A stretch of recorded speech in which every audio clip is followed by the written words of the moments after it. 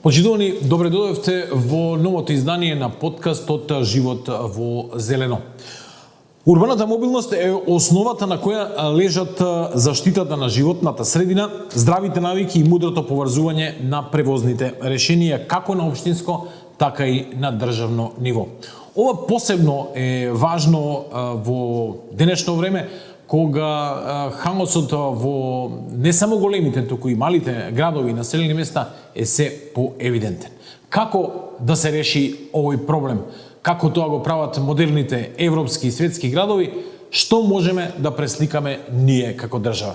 Гостин во денешното издание е Аце Коцевски, поранешен градоначалник на општина Велес и добар познавач на оваа проблематика. Инаку поводот за вашето гостување, односно зошто се решивме вие да ни гостувате, е затоа што во ваше време, во 2019 година, на ваша иницијатива е донесено првиот план за одржлива урбана мобилност 2019-2030 за општина Велес. Добре дојдовте и ајде на почетокот би сакал да ги запознаеме граѓаните зошто е решавањето на овие проблеми зошто е урбаната мобилност денеска толку важна? Најнапред да се заблагодарам за поканата. Добро ве најдов.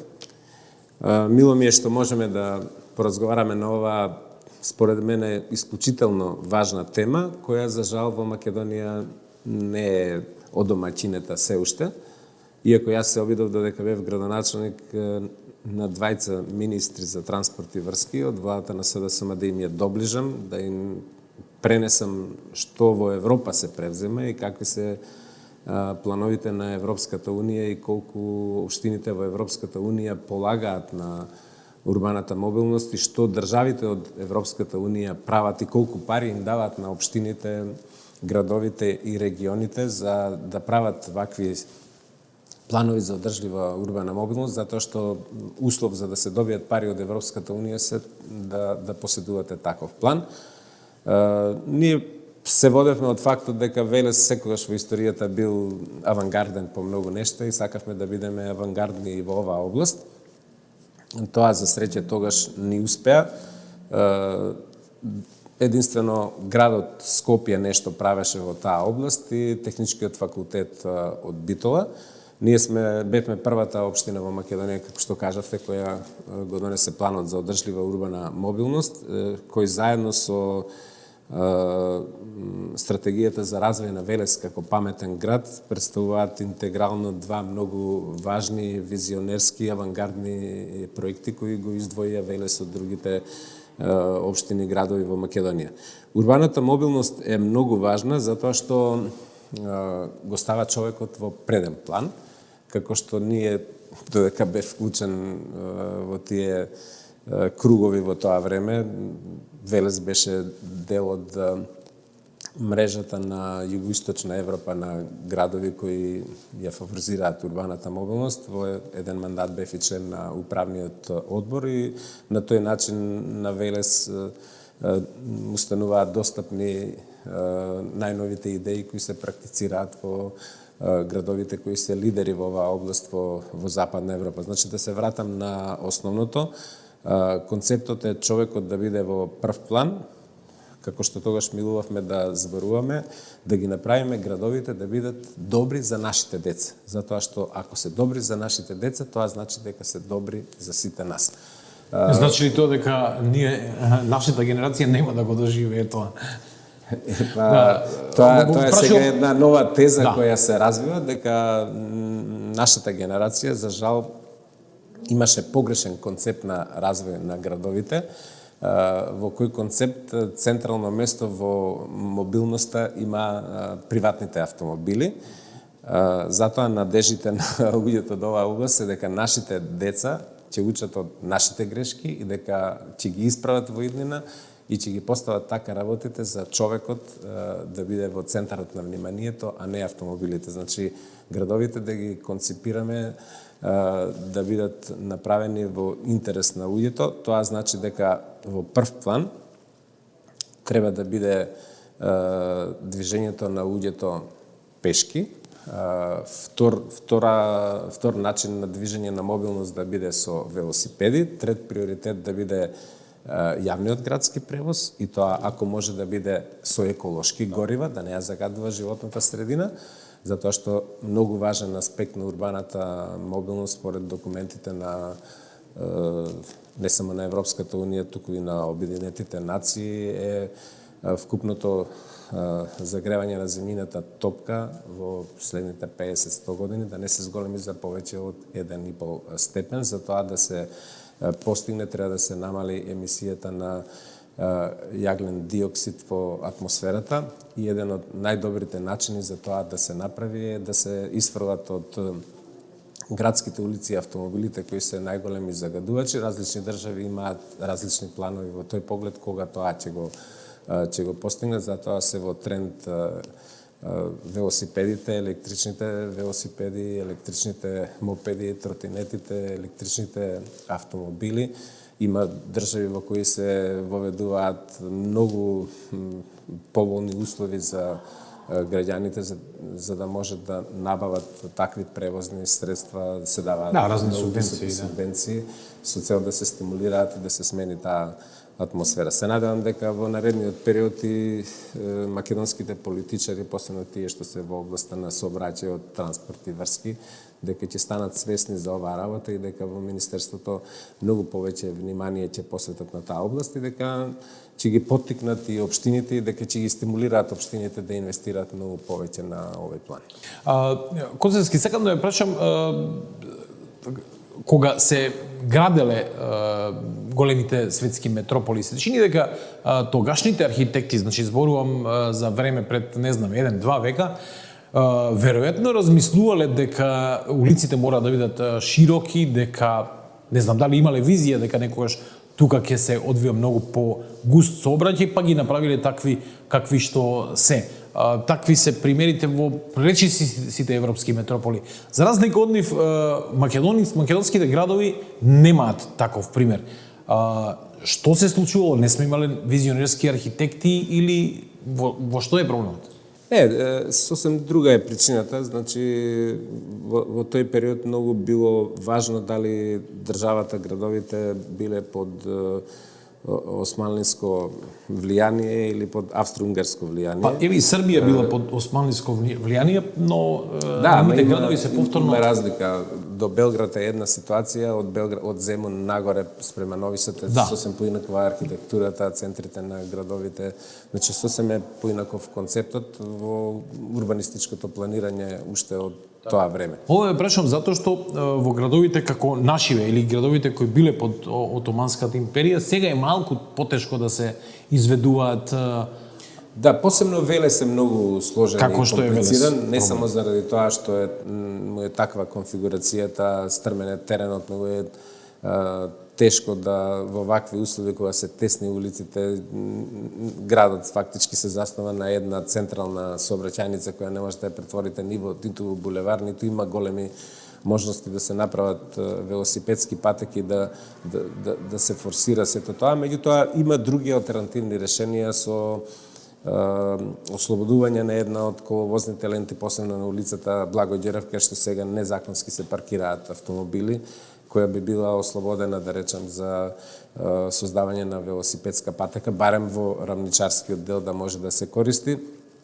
И вториот начин е пред се со форсирање на современ јавен превоз со еколошки возила. Граѓаните ќе ги чини многу поевтино, градот нема да биде загаден од автомобилите и централното градско подрачје ќе се ослободи од проблемот со недостиг на паркинг места. Но добро, 4 години помина од донесувањето на стратегијата, дали е нешто имплементирано? И колку што јас можам да забележам, немаме ниту нови автобуси, ниту нешто е направено во однос на пешачките зони. Каде каскаме? Па не сакам да бидам сватен дека критикувам, меѓутоа ќе се обидам да тоа што ќе го кажам да допре до да речем да ја одрази вистината на тоа што се случува. За жал, големите проекти кои ги почнавме, кои останаа заради завршување на мандатот недовршени, како што е проектот Паметно езеро Младост, проект во кој беа обезбедени 20 електрични велосипеди, кои се дел од урбаната европска мобилност и тренд секаде во Европа, стојат заклучени во гаражите на спортската сала. Не знам од кои причини, исто така и други делови од проектот Паметно езеро во Младост се уште не се ставени во функција, иако за тој проект Европската унија ни додели нешто повеќе од 1 милион евра. За среќа, на крајот од мандатот, иако велешката јавност тоа не го знае, добивме еден проект чија основа е баш одржливата урбана мобилност, и тој проект е финансиран од Европската унија. Вкупниот фонд на средства на повикот на Европската унија беше 8,5 милиони евра. Може да замислите, од вкупниот фонд на 8,5 милиони евра, нашиот проект беше прво рангиран и ни доделија негде околу 750.000 евра. Тој проект сега треба да се, тој проект треба да се реализира сега, во следниот период во централното градско подрачје, улицата 8 септември треба да биде едно. Тоа е улицата од Сармале до Коњаникот до Сармале, над Јаворите, да има кружен тек на сообраќај, 2 мали кружни текови, и постоечкиот кружен тек е споменикот на велешките војводи и линденци, треба да добие поинаква форма за да го олесни пригодот на возилата до населба Дворови. Предвидени се и други зафати по улицата Архиепископ Михаил, односно поранешна Владимир Назари во централното градско подрачје, ќе има и поинаква регулација на сообраќајот. Исто така во тој период изготвивме многу квалитетен идеен проект од професорите на архитектонски факултет, кој потоа беше разработен од велешките проектанти за обезбедување на подземен паркинг простор на постоечкиот паркинг во централното градско подрачје до двонаменското засолниште Карши судот, одозгора Велес да добие современ градски плоштад шеталиште, а под тоа да има паркинг простор во зависност од тоа на колку нивоа ќе биде, меѓу 200 и 300 возила. За тоа нема пари. Штета што Велес не е во добра економска кондиција и овие проекти бараат многу финансиски средства. Сите надежи се во вакви донации од Европската унија. Така.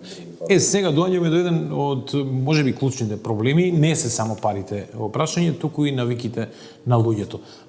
Кога ќе се реализира овој проект во Велес кој го кажавте, граѓаните веќе нема да можат со автомобили да влезат во банките, како што ние милуваме да кажеме.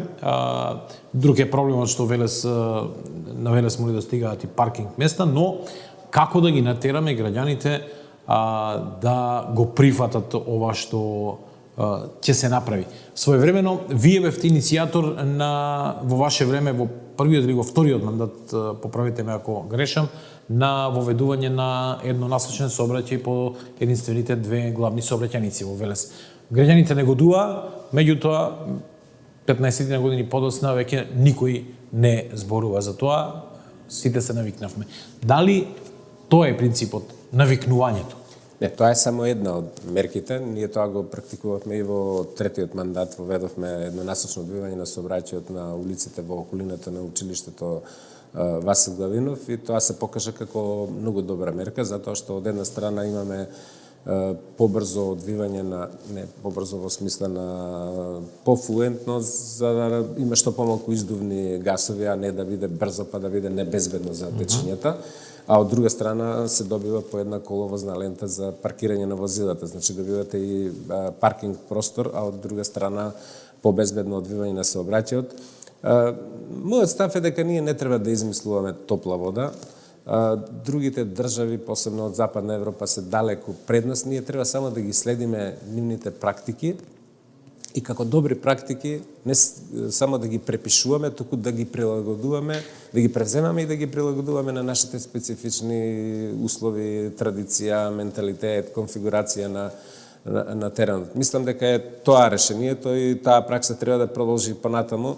Ако се сеќавате, тогаш имаше жестоки критики за столпчињата што ги стававме, меѓутоа секогаш откако ми завршувал мандатот, ништо не се променило. Значи кандидатите за градоначалници кои тоа жестоко го критикувале, после тоа ништо не менувале, затоа што тие решенија се испоставиле како многу добри и корисни.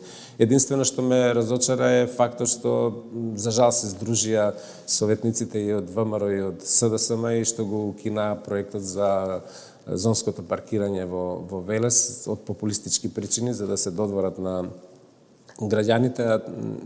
Многу помали градови како што е Неготино, да го спомнам, имаат зонско паркирање, а Велес нема зонско паркирање. Толку не е проблемот како што рековте вие во недостиг на паркинг простори, ако стварно Велес заради неговата местоположба и неможноста да се направи катна гаража во централното градско подрачје има проблем со недостиг на паркинг места, меѓутоа преку Вардар од другата страна има два големи паркинг простори, едниот е кај Джипунот, другиот кај Ингилизот, а другиот е од другата страна кај Пармакот. Понекогаш се празни. Нашите навики се, како што рековте вие, ако може да влеземе и во банка на шалтер со автомобил. Мора да се навикнеме дека треба да одиме по 100, 200, 300, па ако треба 500 метри пешки за да може да завршиме некоја работа дека фалат централното градско подрачје. Значи треба да се води и кампања, тоа го прават секаде и во западноевропските метрополи и градови, за луѓето да станат свесни. Од една страна добра кампања, од друга страна... Што значи добра кампања? Како да се прави кампања? Да станат граѓаните свесни. Што добиваат со тоа? Значи мора да биде животот, човекот треба да биде во прв план. Значи не автомобилот, туку човекот, како што реков на почетокот. Мора градовите да ги направиме хумани, да бидат добри за нас, за нашите деца, да не ние загадуваат животната средина. Значи приоритет треба да биде здравието на луѓето. Еве некои анализи што подготвувајќи се за емисијата ги читав од Обединетите нации покажуваат дека 70.000 луѓе годишно страдаат како резултат на сообраќајни несреќи, а стотици илјади се повредени од несреќи во сообраќајот. Доколку се уредат малку поинаку работите, тој број ќе биде драстично намален, а особено беше потенциран фактот во таа студија дека голем дел од тие што настрадале се млади на возраст од 5 до 29 години и се смета дека смртноста од сообраќајни несреќи е најголема кај младите генерации, затоа што тие не умираат, да речеме, од природни болести, туку страдаат во сообраќајни несреќи и затоа мора многу нешта да се менуваат. Мора да ги следиме искуствата на другите градови, не треба, како што реков претходно, да измислуваме топла вода и јас мислам дека можат многу работи да се променат, само треба да има добра волја. Јас имам впечаток дека и во Велес сега тоа не е на врвот на приоритетите, се реализираат претходно започнатите проекти, не гледам дека нешто се прави, мислам дека популизмот станува отровна материја не само за Велес, туку за цела Македонија. Системот е така поставен што ги доведува политичките партии, политичарите и на државно и на локално ниво да им се додворуваат на гласачите, посебно пред избори, заради тие пусти гласови, прават такви шминкерски проекти за да може да се додворат на граѓаните и затоа ни се случуваат при секои пообилни дождови вакви ситуации како што се случуваат сега, затоа што градоначалниците, не зборувам за Велес, зборувам воопшто за цела Македонија, се доведени во ситуација да прават проекти кои изгледаат визуелно за граѓаните, а не инвестираат во подземни проекти кои не се гледаат, како што се атмосферски канализации или прифаќање на водите од високите зони. Ние имаме проект готов за прифаќање на водите од високите зони, меѓутоа треба милиони евра за тоа да се реализира. Имаме идеја како да се реши проблемот со превозот во Велес и проект за изградба на мост што ќе го поврзе Велес со Речани на влезот од Кешорка. Има друга идеја како да се направи заобиколница од Башино село.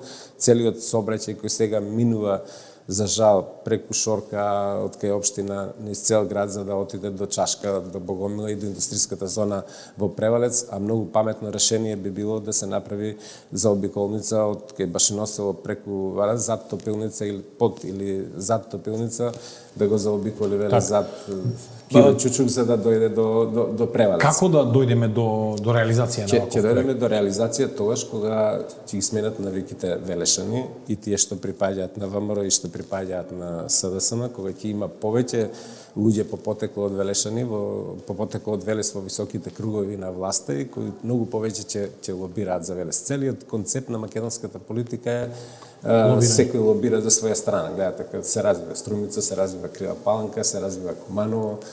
Во ваше време донесовте $1 милион за проектот на езеро Младост. Лобиравте ли и вие? Проектот беше многу квалитетен. Тогаш беа вкупно 18 милиони евра, ние добивме милион од 18 милиони евра. Се сеќавам, тогаш имаше конфликт меѓу градоначалникот на Куманово и меѓу Анѓушев, затоа што градоначалникот на Куманово жестоко го нападна Анѓушев дека помогнал да се доделат парите на Велес и на неговиот пријател, тогашниот градоначалник на Кочани, што не беше вистина. Ние имавме добар тим во тоа време во општинската администрација, благодарение на што имавме многу квалитетни проекти во сите јавни повици, посебно од Европската унија и од програмата за развој на Обединетите нации, нашите проекти беа прво рангирани и добивавме како резултат на тоа многу пари. Токму тој проект е пример за одржлива урбана мобилност во едно рекреативно место. Велешкото езеро го промени својот лик и не само Велешани, туку сите кои го посетуваат велат дека разликата е огромна. Значи, доколку се сака, се може. Се разбира, значи треба да се има добра идеја, добар тим и тоа што се сака да се направи, да се стави добро на хартија, да се убедат партнерите дека е идејата добра, меѓутоа треба тие проекти да се довршуваат до крај. За жал, остана недовршен проектот Паметно езеро Младост, затоа што еден дел не е се уште ставен во функција, затоа што паркот на авантурите и тие кампови кај што има 28 легла за сместување на потенцијални туристи, за жал се уште не се ставени во функција, велосипедите не се ставени во функција, платформа имаме за што може да му користи многу на Велес и за урбаната мобилност, исто така стои неискористена. Сакам да се вратиме малку на сообраќајните решенија, конфигурацијата на Велес па и на некои други градови во Македонија не е таква да можете, например, да планирате трамвајски решенија или уште помалку метро решенија. Но од друга страна, Велес го дели железничка пруга и воз кој се чини дека не е доволно искористен. Вие имавте една идеја која се уште за жал не е до ден денеска реализирана, тоа е да се користи возот кој поминува низ Велес за локални потреби, за локален транспорт. Две добри идеи имаше кои за жал заради завршување на мандатот и недостиг на финансиски средства не успеавме да ги реализираме. Ние стапивме во контакт со македонски железници. Едната идеја беше железен мост не да се користи само за железнички сообраќај, туку со додатни елементи кои лесно може да се вградат во периодите кога нема возови, а за Кочани се многу ретки возовите, дали еден воз мине во еден правец во текот на денот, да може да се искористи исто така за автомобил, само за патнички автомобили зборам, за автомобилски сообраќај. И втората идеја што е уште поголема, која масовно се користи во Европа, затоа што во европските градови сообраќајот се решава интегрирано, интегрално. Тоа значи дека во ист концепт се ставаат и таму кај што има трамваи, трамвајскиот сообраќај или тролејбускиот сообраќај, железничкиот и јавниот значи автобуски превоз. Патникот не чека воопшто. Се симнува на една станица, па фаќа од таа станица друго превозно средство. Или уште на влезот кога се работи за големи метрополи, за големите градови, на влезовите од градовите се прават така наречени платформи каде што се паркираат автомобилите и од тука со друг превоз, дали со изнајмување на велосипед, електромобил или со користење на јавен градски превоз се оди до работното место во градовите. Но да се вратам на идејата. Идејата беше да се искористи постоечката железничка инфраструктура и да се воведат локални железнички линии од Велес, барем од Градско до Чашка, кои би со тоа што би се изградиле и неколку нови автобуски постојки. Една би била, да речем, Превалец веќе има. Железнички, железнички. Една во Превалец веќе е направена, во Керамидна, таа постоечката главна железничка станица, една во Центар, во Долно Дуќани и потоа нели до Градско. Тоа не би чинело многу, а голем број од патниците кои сега доаѓаат со комбиња или со сопствени автомобили од околните, од предградијата, да речем, на Велес, од Чашка, од Градско, би можеле да го сманат количеството на издувните гасови. Значи, целиот концепт се сведува и од аспект на животна средина, како да се намали ефектот на стакленички гасови, за да може да ја направиме одржлива животната средина. Каде заглави тогаш овој проект? Заврши мандатот, немаше време да се реализираат тие идеи. Сега немам представа дали новиот градоначалник и неговиот екипа дали работат на овие теми. Дали е изводливо ова? Дали од другата страна имаше, од другата страна се македонски железници имаше позитивен фидбек? Дали тие се заинтересирани за едно вакво? Тогашниот менаџерски тим на македонски железници транспорт беа заинтересирани, меѓутоа тоа место го дава за подкосурување на помалите коалициони партнери, се сменија после тоа повеќе директори, еден од нив почина, така да не знам што сега се случува. Тогаш на почетокот имаше интерес. Ќе се вратам на стратегијата на планот за урбана мобилност. Ја правевте порнекот на Љубљана. Зошто ја земавте Љубљана како пример?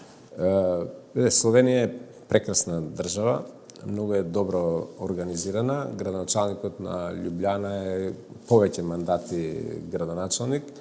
Ние воспоставивме контакти со наши партнери од Љубљана кои се експерти во на комерцијална основа. Тие го добија тендерот и важно ни беше работите да ги изведува фирма од земја членка на Европската унија, за да можеме европските практики да ги донесеме во Велес. Ние кога отидовме во Љубљана, бевме на приеми кај градоначалникот. Помошникот на градоначалникот, кој е професор на архитектонскиот факултет од Љубљана, е мозокот на сите креативни решенија во Љубљана. Љубљана има многу направено на овој план и сакавме на тој начин да ги пренесеме нивните искуства, затоа што подобро е за нас, пошто сме живееле претходно во иста држава, имаме сличен менталитет, полесно можеме да ги пренесеме искуствата од Љубљана, да речеме, отколку од германски или австријски општини. И мислам дека тоа беше вистински извор. Тогаш бевме и на сообраќајниот факултет во посета на сообраќајниот факултет од Марибор, каде што ги прават сите тие технички решенија. Во Словенија ситуацијата таква, поинаку е концепирана локалната самоуправа. Љубљана фактички е лидер на многу работи што од градот Љубљана, општина Љубљана е таму, ги превзема државата, правилници, други нормативи. Прво Љубљана ги воведува, после тоа централната власт ги превзема од Љубљана и ги прави да бидат задолжителни за останатите општини од Македонија и сакавме тие искуства од Љубљана, од Словенија да ги пренесеме кај нас. Таму урбаната мобилност Што ви остави најголем впечаток од кои решенија во Љубљана? Па еве да ви кажеме на искуство на градоначалникот од таму имало исто отпор на почетокот. Значи отпорот е вообичаен за сите градови, без да се дали се работи за Македонија или некоја развиена земја. Каква финта направил градоначалникот Јанковиќ на Љубљана, кога ја затвориле централната градска улица, која била претходно за автомобилски сообраќај, пред да ја направат да биде пешачка зона, сите мислеле дека тарабите се поставени, забранет сообраќај, затоа што ни реконструираат водовод, канализација, подземна инфраструктура и мислеле дека ставаат нов асфалт или нешто друго. Градоначалникот него во меѓувреме тие се навикнале и после тоа го прифатиле. Меѓутоа Ljubljana е поинаку теренски поставена, конфигурацијски, има алтернативни улици по кои може да се пренасочи сообраќајот. Велес има една голема мана што тоа е ако затвориме една улица, ќе стане невозможно. Јас во последно време пак со поплавиве станува актуелен проблемот со мостот кај Башиносово. Цело време се прашувам што ако се случи, не дај Боже да се сруши мостот, што ќе му се случи на нашиот град кој така е во тешка состојба, целиот тежок сообраќај, шлепери, а централното градско подрачје не може да ги прими тие големи автомобили. Добро, Коцевски, ние зборуваме за решенија кои се применети веќе во Европа, а имаме еден фундаментален проблем, како што го споминавме, ако се оштети единствениот мост, односно единствениот од двата приоди кон Велес, а мостот е во сериозни оштетувања, со поплавите сега, не дај Боже, може се да му се случи, тогаш каде е урбаната мобилност? Да, вие сте сведок што се ги следевте на станите кога ја издраматизиравме малку состојбата за да ги направиме представниците на централната власт малку посензибилни за состојбата на мостот, кога ги донесовме професорите од градежниот факултет, кога ја алармиравме македонската јавност, кога успеавме повторно мостот како дел од патот од Башиносово кон Велес пак да го направиме да биде надлежност на централната власт. Но тука запре се со одлука на владата да добие статус од локален во регионален пат. Меѓутоа уште еднаш јас успеав да ги издраматизирам работите кога премиер беше Заев. Неколку дена потоа постојано ми се јаваше министерот за транспорт Иверски, директорот на ЈПДП, издвоија средства за изготвување на проектот. Требаше лани да биде проектот готов, годинава да се изгради нов мост, меѓутоа тоа премногу долго трае. Колку што знам од еден колега, професор од градежен факултет, дека најдена е локација каде да биде, значи да остане овој мост. Имаше варијанти да се користи дека се гради на истата локација да биде новиот мост, сега е најдена друга локација под тој мост да се гради нов мост, меѓутоа многу бавно иде, пак се враќаме на тоа дека за жал немаме луѓе кои може да лобираат во централната власт за да стане тоа приоритет за централната власт. Ние не можеме да изградиме еден мост кој од фундаментално значење за еден град. Камо ли да направиме заобиколен пат кој ќе чини негде околу 10 милиони евра. Како ќе именуваме работите вака? Не е сам проблемот идни во луѓето, проблемот е и во властите. Треба да извлечеме поуки, треба да правиме разлика што е за битки меѓупартиски, меѓу ВМРО и СДС, треба да знаеме до кај треба да оди сето тоа, кога треба заеднички да се бориме за стратешки важни прашања за сите граѓани на Велес, треба да бидеме единствени, без разлика дали е на централно ниво на власт ВМРО или СДС, секогаш да имаме луѓе кои ќе влечат за нашиот град. Мислам дека Велес назадува и тоа ме загрижува и тоа не е добро. Сакав да ве прашам сосема на крајот дали, бидејќи ова е ваша визија, дали ја сонувате со отворени очи, но пред малку ми одговоривте со овој песимистички став. Па не, јас мислам дека патот е трасиран. Треба да се оди по тој пат, треба да се користат европските фондови. Ова е пример за сите градови во Македонија. Средства за одржлива урбана мобилност многу издвојува Европа. Европскиот парламент постојано носи некои декларации. Во Европа сега не е тренд давање на пари за изградба на автопати за автомобили, туку на автопати за велосипеди. Значи, многу Европската унија придава значење на урбаната мобилност и штета е што Македонија не е свесна за тоа. Нас сите тие фондови се уште не ни се достапни. Во државите членки на Европската унија задолжително секоја општина треба да има план за одржлива урбана мобилност, што единствено Велес го има, за да може да конкурира во Европската унија за да добие средства. Меѓутоа, кај нас се уште не сме свесни за значењето. Веројатно имаме многу подруги приоритети, се уште имаме ненаправени улици, не дошло редот посериозно да се занимаваме. И мојата поента беше дека Велес секогаш во историјата бил авангарден град и дека и во оваа област треба да биде авангардна општина меѓу другите општини да влече напред. Па добро, Чекор најнапред од сите други општини, барем единствено што има план за Да, ама ако почне да се реализира тој план, да почнеме да ја менуваме свеста на граѓаните, мислам дека ќе се легнат на брашното и дека ќе ги прифатат тие решенија. Само треба да има некој мотор кој ќе рече напред, да знае што сака да направи, да е сигурен дека тоа што сака да го направи е исправно, ќе се соочи со критики, меѓутоа кога ќе ги видат бенефитите, граѓаните после ќе, а не да се плаши од тоа дали ќе го гласат на следните избори и без разлика дали се парламентарни или локални или не. И сосема на крај, него споменавме оној тренд кој во Европа е сега присутен, тоа се 15-минутните градови. Што значи тоа? Има многу новитети во Европа кои за мене се многу интересни. Тој концепт подразбира 15-минутни градови, значи за 15 минути дали пешки или со велосипед да стигнете до вашето работно место и да си набавите се што ви треба. Значи концептот да биде во таа зона каде што живеете, да имате и пазарче од кај што треба да си купите намирници, други потрепштини, да имате детска градинка, старски дом, основно средно училиште. Да. Значи тоа е сега, во тој правец ќе се развиваат понатаму новите делови од градовите во Европа. Лично сум бил во еден таков експериментален дел од Виена, кој се наоѓа на 21 км од централното градско подрачје, каде што во тој комплекс не е дозволено да се влегува со автомобил. Го оставате автомобилот, дозволено е да влезете со автомобил само кога носите мебел, ако се вселувате во станот или машина за перење или нешто. Потоа изнајмувате велосипед?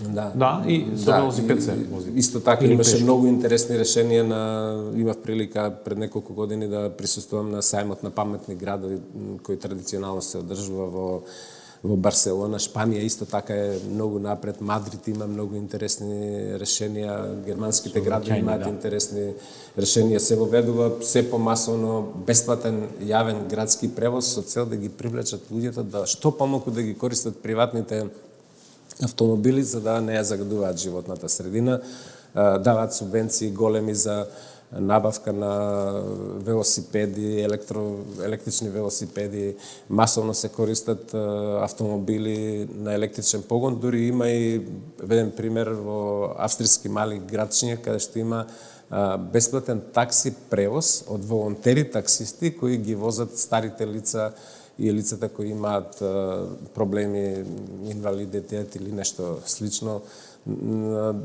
Исто така, како што ви кажав и претходно, има примери каде што на собствениците на автомобили општините им даваат бенефиции за да не ги користат своите автомобили во време на работа на шпицат.